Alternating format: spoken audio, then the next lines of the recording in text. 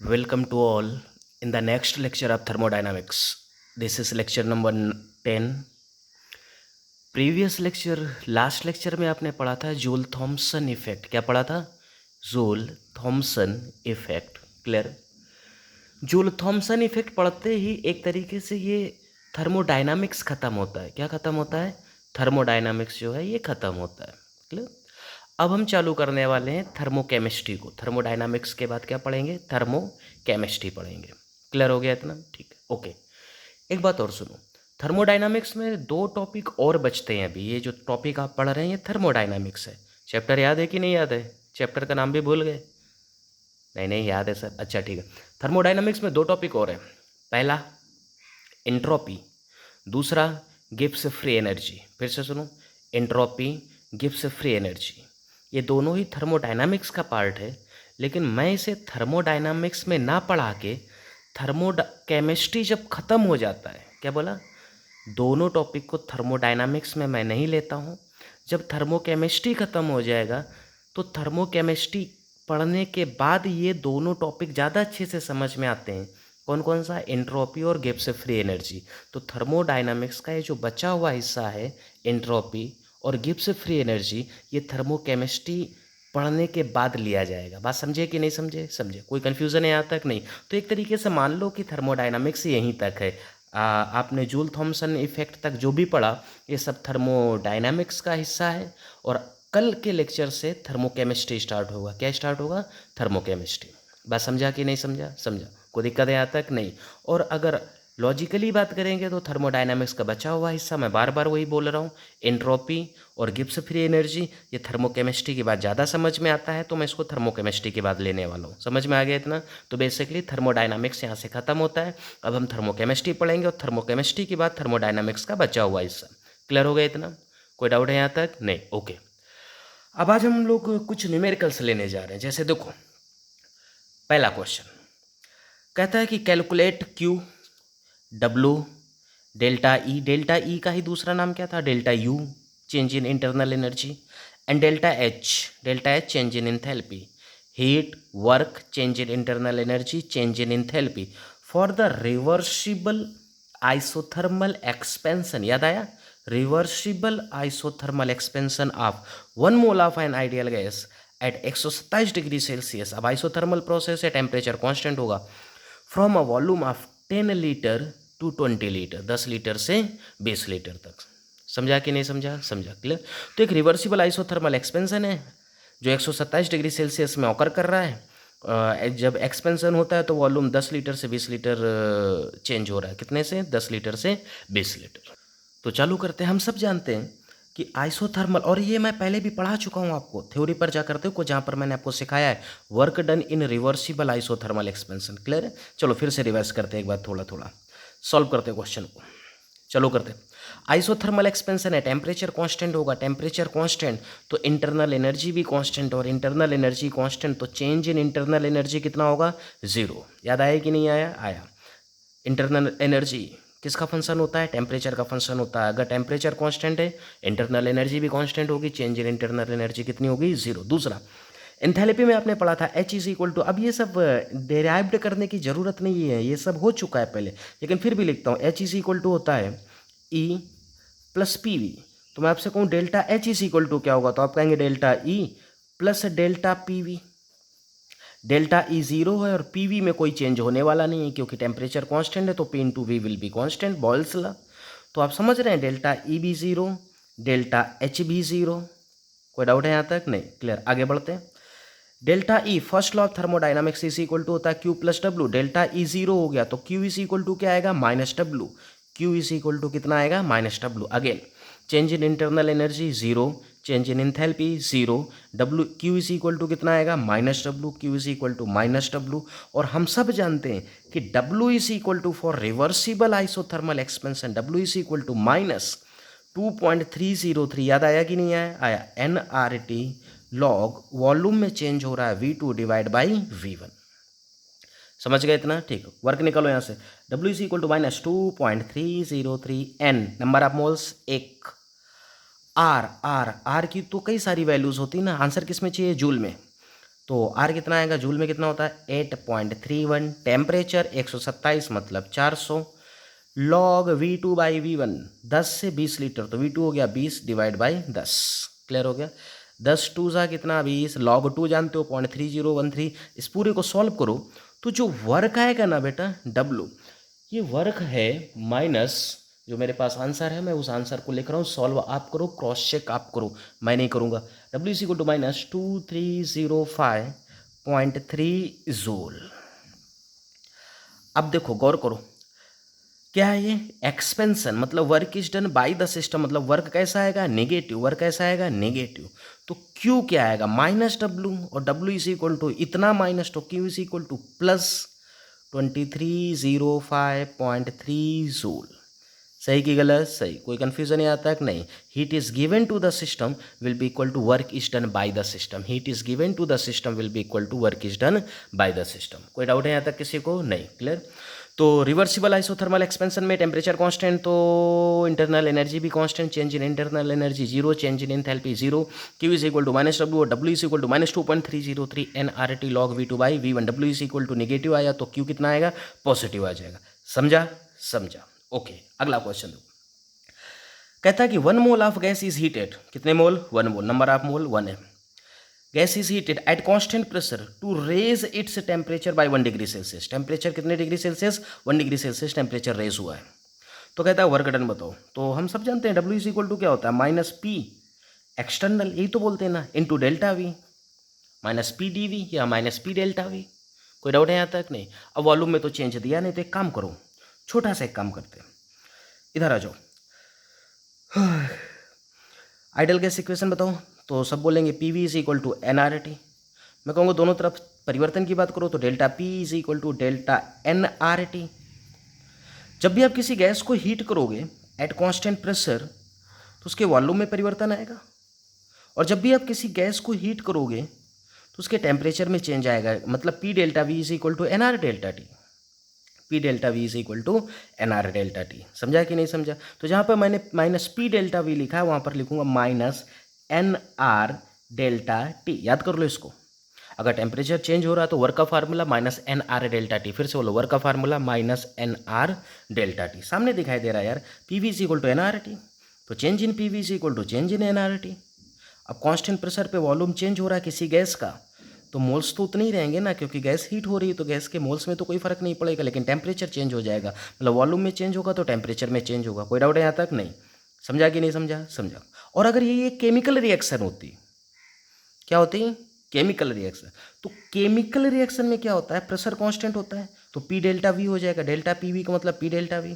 और chemical reaction में number of moles बदल जाते हैं तो डेल्टा nRT हो जाता है, क्योंकि टेम्परेचर कांस्टेंट रहेगा।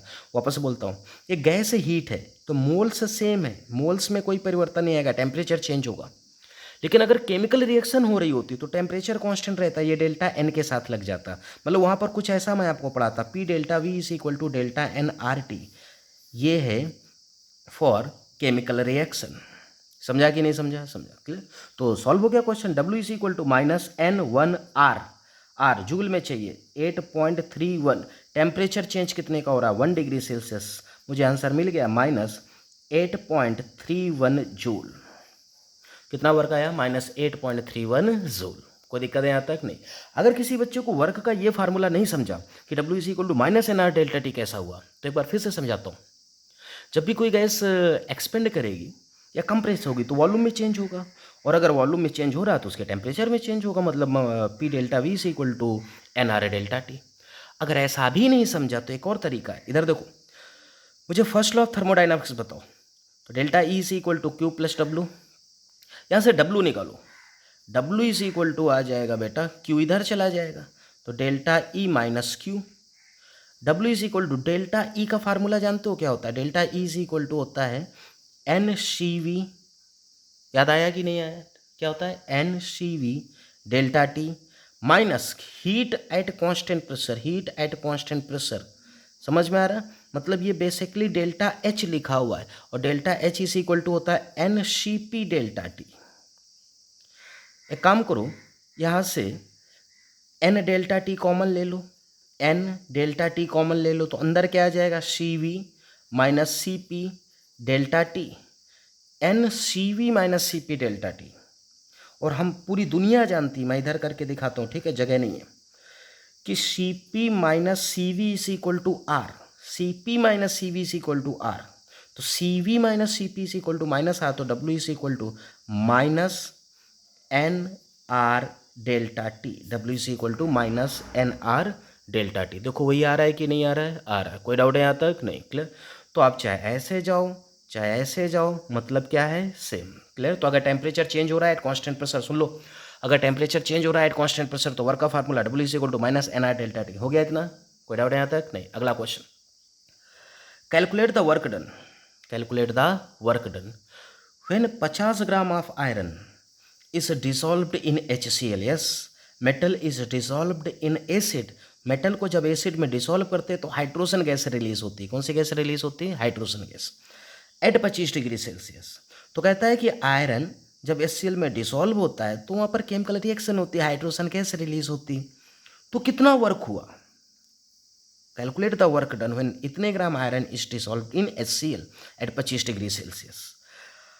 अब अगर ये रिएक्शन, पहला पॉइंट कहता है ओपन वेसल में हो रही हो और दूसरा पॉइंट कहता है क्लोज्ड वेसल में हो रही हो, तो पहले क्लोज्ड वेसल वाला समझते हैं। छोटा सा ये बेटा, अगर वेसल क्लोज्ड है तो क्लोज्ड वेसल का वॉल्यूम क्या होता है? कांस्टेंट।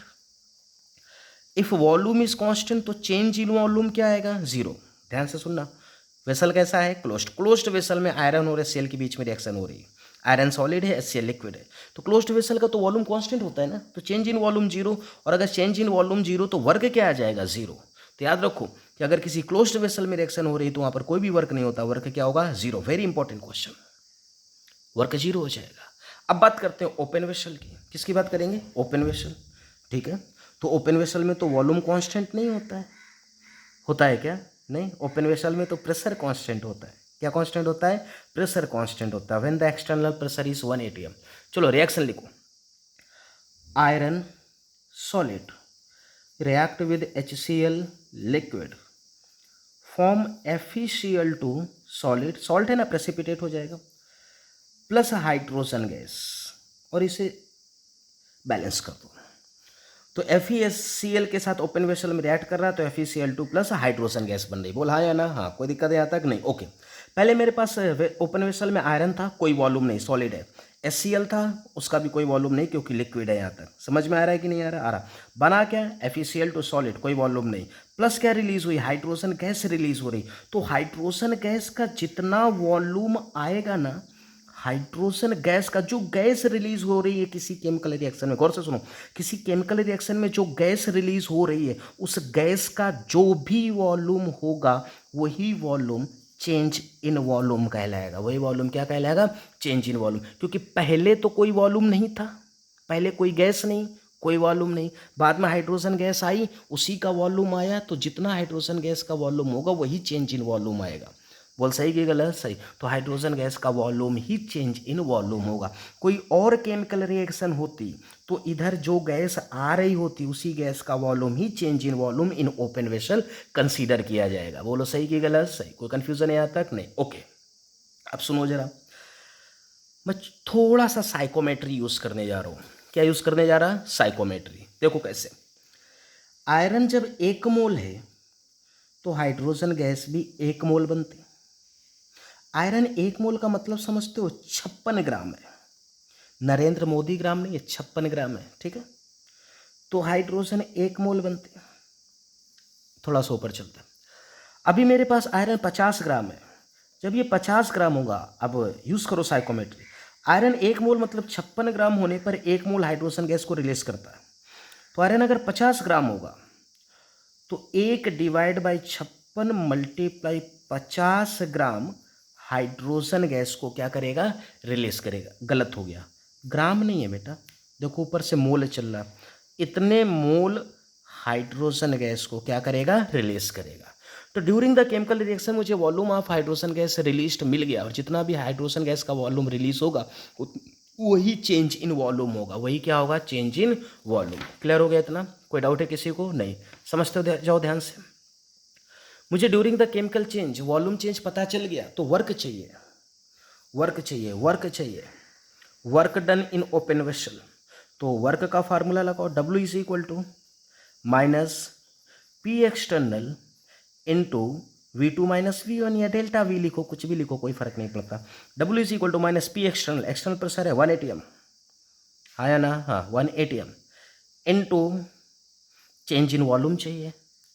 रुको यार, कुछ तो गलत हो रहा है यार, मैंने हाइड्रोजन गैस, रुको मैंने हाइड्रोजन गैस के मोल्स निकाल लिए ना, तो वॉल्यूम तो निकालो उसका पहले। रुको, थम जाओ, वॉल्यूम चेंज अभी आया कहाँ यार, मोल्स ही तो आए ना। रुको, हाइड्रोजन के मोल्स पता चल गए, मुझे उसका वॉल्यूम चाहिए। Ideal gas equation P V is equal to N R A T, pressure कितना 1, वॉल्यूम पाई जे, एन कितना है, एन है 50/56, आर 0.0821, टेम्परेचर 25 डिग्री सेल्सियस, मतलब 25 डिग्री सेल्सियस का मतलब क्या होगा 298। क्लियर, मैं वॉल्यूम निकालना भूल गया था। यहाँ से जब मैं इसका वॉल्यूम निकालूंगा बेटा, तो वॉल्यूम आएगा 21.84 लीटर, और यही जो वॉल्यूम हाइड्रोजन गैस का आया, यही चेंज इन वॉल्यूम होगा, यही तो बोल रहा शुरू से, तो यही चेंज इन वॉल्यूम होगा 21.84। This is ATM, this is litre, ATM litre, तो वर्क आया -21.84 ATM litre, -21.84 ATM litre. Clear. अब हमें जो आंसर चाहिए वो जूल में चाहिए, देखो ऊपर लिखा है, किस में चाहिए, जूल में। क्लियर, तो कन्वर्ट कर लो यार, -21.84 ATM litre is equal to होता है 101.3 जूल। आलो कि नहीं आलो, आलो। क्लियर, जब मैं इसे सॉल्व करता हूं तो वर्क इज इक्वल टू आएगा माइनस, मैं डायरेक्ट आंसर लिख रहा 2212.39 जूल। तो ऐसे क्वेश्चंस बहुत इंपॉर्टेंट होते हैं, गौर से सुन लो, होमवर्क में भी ऐसे ही क्वेश्चन दूंगा मैं। जब भी कोई केमिकल रिएक्शन किसी क्लोज्ड वेसल में हो रही हो, किस में हो रही हो, closed vessel, volume constant, change in volume 0, तो वर्क भी 0 होगा। जब कोई केमिकल रिएक्शन ओपन वेसल में हो रही हो, तो ओपन वेसल में वो against a constant external pressure expand कर सकती है, उसके वॉल्यूम में चेंज आएगा, तो वर्क होगा, क्या होगा, वर्क होगा। वॉल्यूम में कितना चेंज आएगा, उतना ही चेंज आएगा जितना वॉल्यूम गैस प्रोड्यूस होगी, जितना वॉल्यूम गैस क्या होगी, प्रोड्यूस होगी, जितना वॉल्यूम गैस प्रोड्यूस होगी वही चेंज इन वॉल्यूम होगा, क्योंकि इनिशियली कोई भी वॉल्यूम प्रेजेंट नहीं था। वर्क आ जाएगा W is equal to minus P delta V. Clear हो गया सभी को। चलो अगला देखते हैं।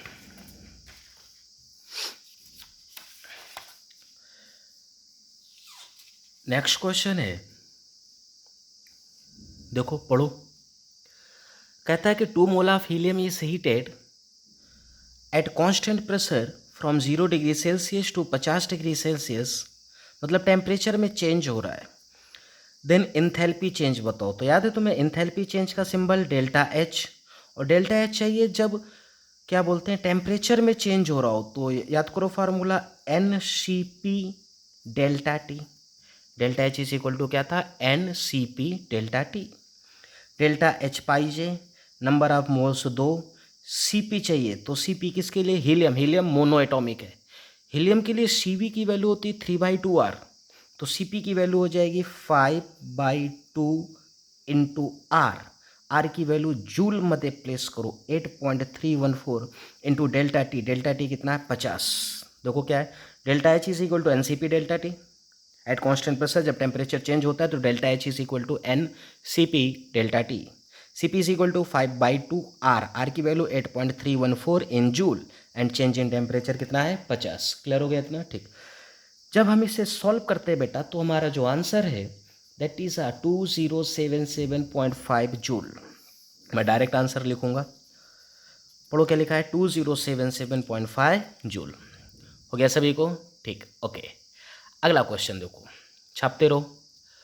अगला क्वेश्चन देखो, अगला क्वेश्चन कहता है कि a gas present in a cylinder fitted with a frictionless piston, ठीक है, पिस्टन फ्रिक्शनलेस ही होते, expands against a constant pressure of 1 ATM from a volume of 2 litre to a volume of 6 litre. एक gas 1 ATM pressure के against 2 litre से 6 litre expand कर गई है, मतलब यहाँ पर कोई ना कोई वर्क हो रहा है, कोई ना कोई क्या हो रहा है, वर्क हो रहा है। ध्यान से सुनते जाना, पढ़ो। गैस एक्सपेंड कर गई against a constant pressure 1 atm from 2 litre to 6 litre, और ऐसा करने पर वो एब्जॉर्ब कर रही 800 joule of heat. 800 joule of heat मतलब ये क्यू की वैल्यू है, क्यू की वैल्यू। एक्सपेंड करने में काम करना पड़ रहा है और इतनी हीट को वो एब्जॉर्ब कर रहा है। तो इंक्रीज इन इंटरनल एनर्जी मतलब डेल्टा ई वो हमसे पूछ रहा है। क्या पूछ रहा है? Delta E. तो मैं नहीं लग रहा है ये फर्स्ट लॉ ऑफ थर्मोडायनामिक्स से रिलेटेड। किस रिलेटेड है? First law of thermodynamics. क्या था first law of thermodynamics? Delta E is equal to Q plus W. Q की बात करें तो सिस्टम 800 जूल हीट को एब्सॉर्ब कर रहा है, तो क्यू हो जाएगा प्लस 800 जूल, और W is equal to 1 atm pressure के अगेंस्ट वॉल्यूम चेंज हो रहा है, तो W is equal to minus P external into V2 minus P1। समझ में आ रहा है इतना? कोई दिक्कत है यहाँ तक? नहीं। एक्सटर्नल प्रेशर कितना है? 1 atm। वॉल्यूम कहाँ से कहाँ चेंज हो रहा है? 6 to 2 मतलब 6 minus 2, that means it is minus 4 atm litre. अब ये जूल में है, ये atm लीटर में, तो एक काम करो -4 इंटू 101.3 से मल्टीप्लाई कर दो, तो वर्क किस में कन्वर्ट हो गया? जूल में। मल्टीप्लाई करो, 4 त्रिजा 12, 1 जा 4, 5 0 4, वर्क आ गया इतने जूल। इतने जूल क्या आया बेटा? वर्क। माइनस कहाँ गया? माइनस। तो चेंज इन इंटरनल एनर्जी कितना होगा? तो change in internal energy will be equal to Q. Q कितना है? 800 plus W. W is equal to कितना है? -405.2। Delta E is equal to Q plus W. Q कितना है? 800। डब्ल्यू कितना है? -405.2। तो सॉल्व करेंगे तो डेल्टा ई की जो वैल्यू है बेटा, that is 394.8 joule. Delta E is equal to कितना आएगा? 394.8 जूल। क्लियर हो गया इतना? कोई कन्फ्यूज़न है यहाँ तक? नहीं। क्लियर? फिर से देख लो, एक गैस एक्सपेंड होने पे वर्क होगी, हीट को एब्सॉर्ब कर रहा है, तो चेंज इन इंटरनल एनर्जी बताओ, तो delta E is equal to Q plus W. Q is 800, W is equal to minus P delta V. सही है कि गलत है? सही। कोई कन्फ्यूज़न है यहाँ तक? नहीं। क्लियर? अब सुनना, अगर यहीं पर वो बोल देता कि gas isothermally and reversibly expand कर रही, क्या बोला? आइसोथर्मली एंड रिवर्सिबली एक्सपेंड कर रही है, तो मैं सिर्फ W का फार्मूला आइसोथर्मली और रिवर्सिबली वाला लगा देता। कौन सा? W is equal to minus, बताना नहीं किसी को, गौर से सुनो, W is equal to -2.303 NRT log V2 upon V1। हाँ या ना? हाँ। वो कब लगाता है? जब वो कहता है यहाँ पर कि आइसोथर्मली एंड रिवर्सिबली। ऐसा तो उसने बोला नहीं है, रिवर्सिबली है नहीं, तो इरिवर्सिबल में कीवर्ड का फार्मूला होता -P external V2 minus V1। समझ गए इतना? कोई डाउट है यहाँ तक? नहीं। अगला क्वेश्चन देखते हैं। क्वेश्चन नंबर 6 पढ़ो। कहता है कि when 1 mole of monoatomic ideal gas, कौन सी गैस? Monoatomic ideal gas, at T kelvin undergoes adiabatic change. कौन सा चेंज? Adiabatic change under a constant external pressure 1 atm। Constant external pressure कितना है? 1 atm। Clear? 1 mole of monoatomic ideal gas है, वो टी केल्विन पर उसका एडियाबैटिक चेंज हो रहा है। क्या हो रहा है? Adiabatic change. अगर चेंज की बात करें तो 1 लीटर से 2 लीटर वॉल्यूम हो रहा है, एडियाबैटिक एक्सपेंशन हो रहा है, change volume from 1 litre to 2 litre. Clear? अब फिर से समझो, 1 मोल मोनोएटॉमिक आइडियल गैस है जिसका एडियाबैटिकली एक्सपेंशन हो रहा है। एडियाबैटिकली क्या हो रहा है? एक्सपेंशन। फिर से बोलता हूँ, 1 मोल मोनोएटॉमिक आइडियल गैस है जिसका एडियाबैटिकली एक्सपेंशन हो रहा है against a constant external pressure 1 atm। Constant external pressure 1 atm। समझा कि नहीं समझा? समझा। ओके। दूसरी बात, आप जानते हैं कि एडियाबैटिक प्रोसेस में टेम्परेचर वेरी करता है, तो पहले टेम्परेचर टी केल्विन था, तो कहता है बताओ एक्सपेंशन होने के बाद फाइनल टेम्परेचर कितना हो जाएगा? एक्सपेंशन होने के बाद फाइनल टेम्परेचर कितना हो जाएगा? समझा कि नहीं समझा? समझा। कोई दिक्कत है यहाँ तक? नहीं। अब एक बात मैं आपको ध्यान से सिखाता हूँ। कल मैंने आपको जूल थॉम्सन कोफिशिएंट पढ़ाया था, जूल थॉम्सन इफेक्ट पढ़ाया था। आपको बोला था कि जब भी कोई gas adiabatically eight constant pressure, गलत, कांस्टेंट प्रेशर नहीं है, एडियाबैटिकली एक्सपेंड करती है। एडियाबैटिकली क्या करती है? एक्सपेंड करती है, तो most of the gases cooling effect show करते हैं। कौन सा इफेक्ट? Cooling effect. तो मैं इतना तो कह सकता हूँ कि फाइनल टेम्परेचर इससे कम आएगा, फाइनल टेम्परेचर इससे कम आएगा। क्लियर हो गया इतना? ठीक है। उसने कहीं भी रिवर्सिबल बोला नहीं, मतलब ये एक इरिवर्सिबल प्रोसेस होगा। इरिवर्सिबल प्रोसेस में मैंने आपको सिखाया है कि delta E is equal to होता है W, delta E is equal to N C V delta T का मतलब T2 minus T1 is equal to W is equal to minus P external delta V का मतलब V2 minus V1। देखो temperature भी vary, volume भी vary, और external pressure भी है। सिर्फ वैल्यूज प्लेस करना। एक्सटर्नल प्रेशर कितना 1 atm, V2 माइनस V1 मतलब 2 माइनस 1। अब समझ रहे हैं, ये atm है और ये litre. 1 mole of ideal gas, CV for mono atomic होता है 3/2 R 0.0821, क्योंकि ये ATM लीटर में तो R भी ATM लीटर में आएगा। अंदर आएगा T2 माइनस T1, T1 है T1 कितना है T। तो वही हो रहा है ना, एक जब तक वो रिवर्सिबल ना बोले तब तक आप रिवर्सिबल नहीं बोल सकते। ये इरिवर्सिबल है। क्या है? इरिवर्सिबल। क्लियर हो गया इतना? तो delta E is equal to W, delta E is equal to N C V delta T, W is equal to minus P external delta V. आपने सिर्फ वैल्यूज प्लेस कर दी इस पर। क्लियर हो गया इतना? ठीक है। और लिखाओ इसको, this is 3/2 into 0.0821 into T2 minus T is equal to, गौर से देखो, इज इक्वल टू ये कितना है यहाँ पर -1। क्लियर? आगे सॉल्व करो। अगर मैं यहाँ से T2 माइनस टी निकालूँ, T2 माइनस टी, तो ये 2 उधर चला जाएगा, -2 डिवाइड बाई 3 इंटू 0.0821। यहाँ से T2 निकालो तो T उधर भेज दो, T2 is equal to T minus 2/3 into 0.0821। ये एक ऑब्जेक्टिव क्वेश्चन है जो मैंने एक सब्जेक्टिव के फॉर्म पे लिखा। उसमें एक ऑप्शन है जिसमें ऐसा लिखा हुआ, इसे सॉल्व नहीं किया गया तो मैंने भी सॉल्व नहीं किया। समझा कि नहीं समझा? आप देखो, T2 is T minus something, इसका मतलब समझ रहे हो? T2 is less than T, T2 is less than T मतलब कूलिंग है। क्या है? कूलिंग है। तो एडियाबैटिकली एक्सपेंशन जब होता है किसी भी गैस का तो वहाँ पर कूलिंग होती है, टेम्परेचर फॉल कर जाता है। वही दिखाया गया यहाँ पर, नथिंग इज न्यू। क्लियर हो गया इतना? कोई कन्फ्यूजन यहाँ तक? नहीं। ओके, अगले क्वेश्चन की तरफ चलते हैं। Next question, a gas expands against a variable pressure. अब इस पर फोकस करो, against a variable pressure. Pressure कितना है? P is equal to 20/V, P is equal to 20/V। ये वेरिएबल प्रेशर है, ठीक है। वॉल्यूम चेंज होगा, प्रेशर वेरी करेगा। ड्यूरिंग एक्स, अब सुनो, अगर गैस एक्सपेंड कर रही है तो यहाँ पर कोई ना कोई वर्क होगा। Yes, from a volume of 1 litre to 10 litre, volume of 1 litre expand कर रही 1 लीटर टू 10 लीटर। अच्छी बात है। The gas undergoes a change in internal energy of 400 joule, मतलब डेल्टा ई 400 जूल है। इंटरनल एनर्जी में भी चेंज आ रहा है। तो कहता है कि how much heat is absorbed by the gas, मतलब क्यों पूछ रहा है वो आपसे। गैस एक्सपेंड कर रही है, 1 लीटर से 10 लीटर वर्क होगा। इंटरनल एनर्जी में चेंज जितने का है तो कितनी हीट एब्जॉर्ब की गई है। तो तुम्हें समझ में आ रहा होगा, फर्स्ट लॉ ऑफ थर्मोडाइनामिक्स है, delta E is equal to Q plus W. Delta is given Q pi J, और ये जब डब्लू है इसे हम कैलकुलेट कर लेंगे। डब्लू को क्या कर लेंगे?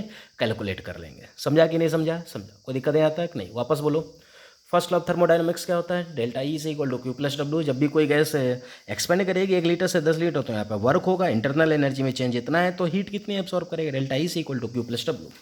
समझा कि नहीं समझा? समझा। कोई डाउट है यहाँ तक किसी को? नहीं। ठीक है, अब आगे इसे मैं सॉल्व करता हूँ। वर्क का फार्मूला बताओ। तो आप कहेंगे सर वर्क का फार्मूला तो हमेशा एक ही पढ़ा हम लोगों ने। क्या?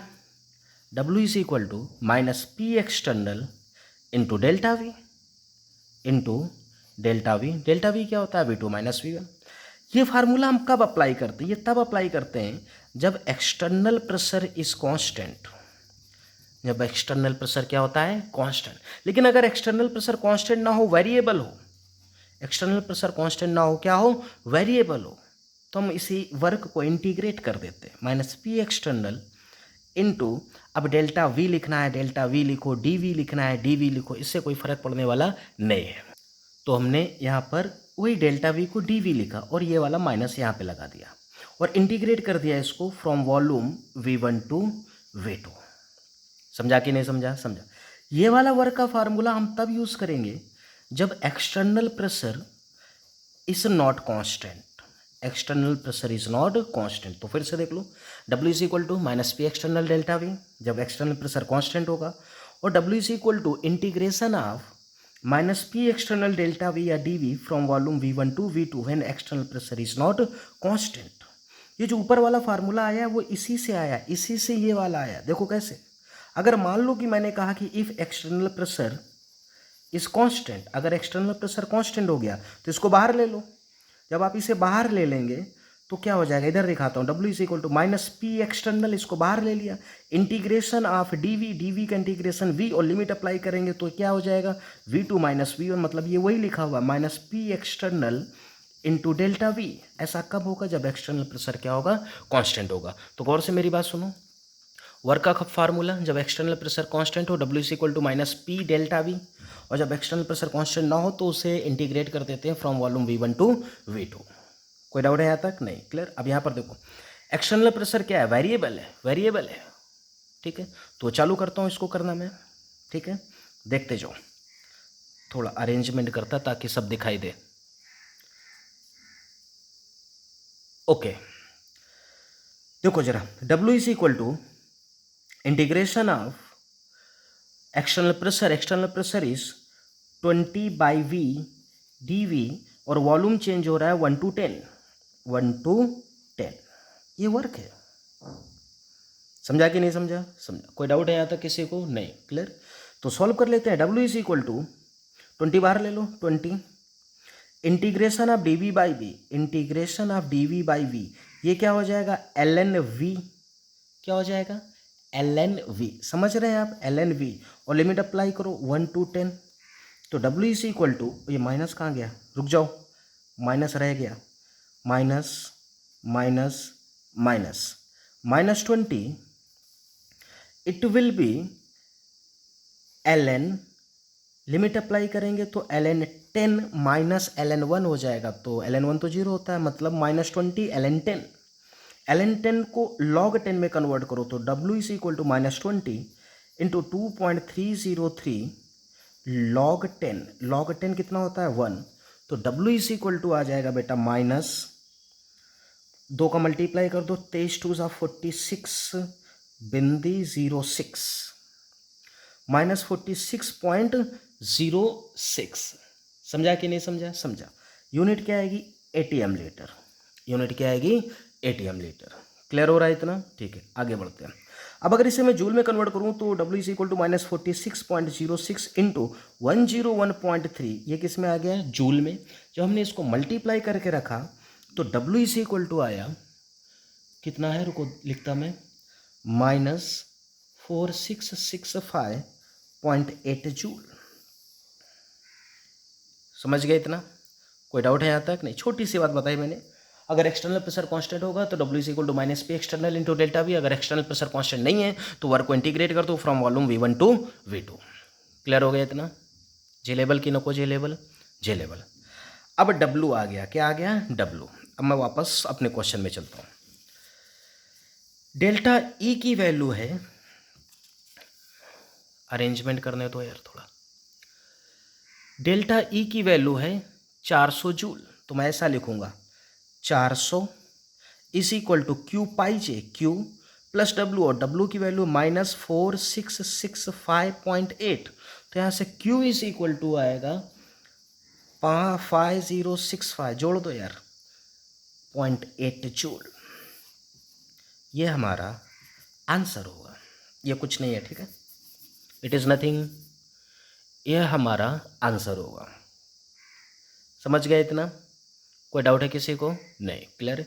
एक बार मैं फिर से रख देता हूँ इसको, आप पूरा देख लो।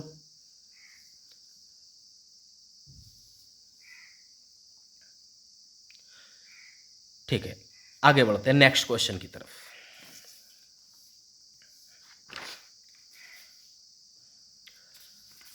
अगला क्वेश्चन कहता है कि calculate the final temperature of a mono atomic ideal gas. एक मोनो एटॉमिक आइडियल गैस है, जब भी ये बोले ना मोनो एटॉमिक डायटॉमिक, समझ लेना कुछ ना कुछ एडियाबैटिक प्रोसेस होगा वहाँ पर। कौन सा प्रोसेस होगा? Adiabatic.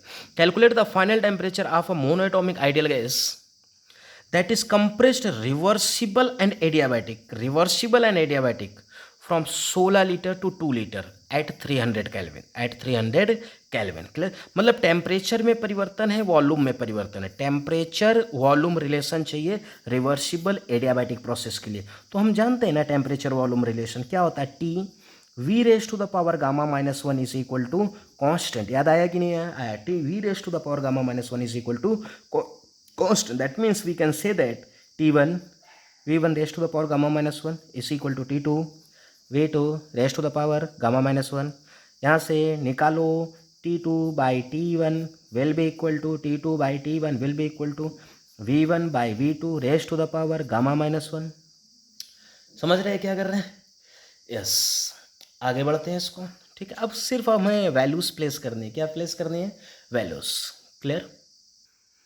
Final temperature T2, initial temperature 300, T2 by 300 is equal to V1 initial volume 16 divide by V2 final volume 2, V1 by V2 raise to the power gamma. Gamma monoatomic के लिए gamma की अगर बात करें तो gamma is equal to होता है Cp by Cv। Cp होता है 5/2R, Cv होता है 3/2R। For monoatomic 2R cancel, that means this is 5/3। तो मैं यहाँ कुछ ऐसा लिखूंगा 5/3 माइनस 1। This is T2 by T1 is equal to 8 raise to the power, this is 5 minus 3/3 मतलब 2/3। इसे कुछ ऐसा लिख सकता हूँ मैं 2 raise to the power 3 into 2/3। 3 से 3 कैंसिल आउट, दैट मीन्स 2 की पावर 2 4।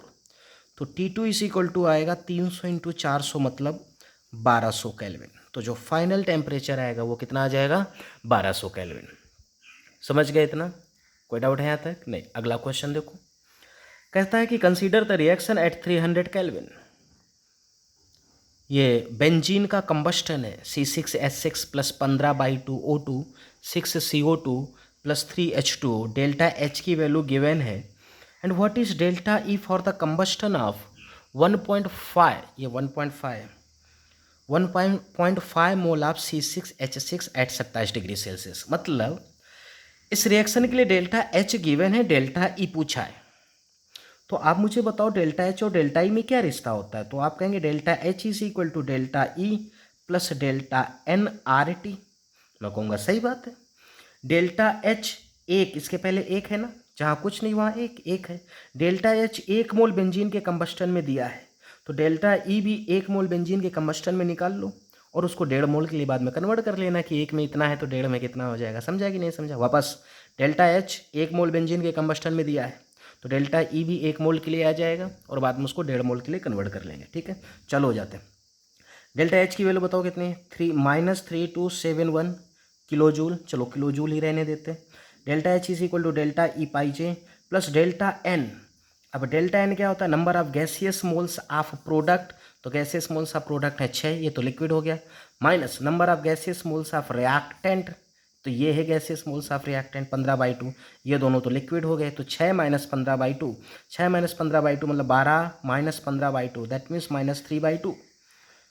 तो डेल्टा एन की वैल्यू हो गई क्या? -3/2। आर क्या है? Gas constant. समझा कि नहीं समझा? जूल में 8.31 kilo joule divide by 1000 into temperature 27 degree Celsius मतलब 300। वैल्यू समझ में आए सभी को? Delta H is equal to delta E plus delta N। Delta N क्या होता है? Number of gases moles of product minus number of gases moles of reactant into R, ये किलो जूल में, तो आर को भी किलो जूल में रखा इंटू टेम्परेचर।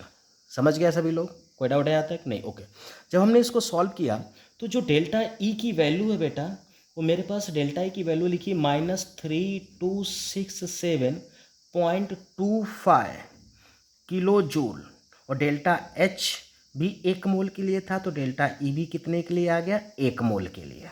तो मैं कहूँगा कि 1 मोल में internal energy, change in internal energy -3267.25 है, तो 1.5 मोल जब होगा, कितने मोल? 1.5 मोल।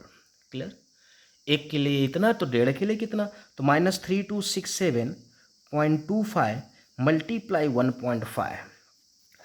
अरे अकेले सॉल्व करना बहुत ही बुरा है, अकेले पढ़ाना भी उतना ही बुरा है। चलो देखो, -4900.88 किलो जूल।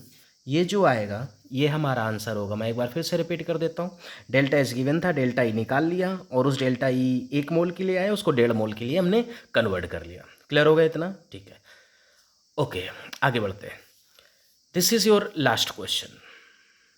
कहता है कि 2 moles of an ideal gas is heated at constant pressure of 1 ATM from 27 degree Celsius से 127 डिग्री सेल्सियस। मतलब यहाँ पर कोई ना कोई वर्क होगा। क्या होगा? वर्क होगा। गैस को हीट किया गया है constant pressure from 27 degree Celsius से 127 डिग्री सेल्सियस।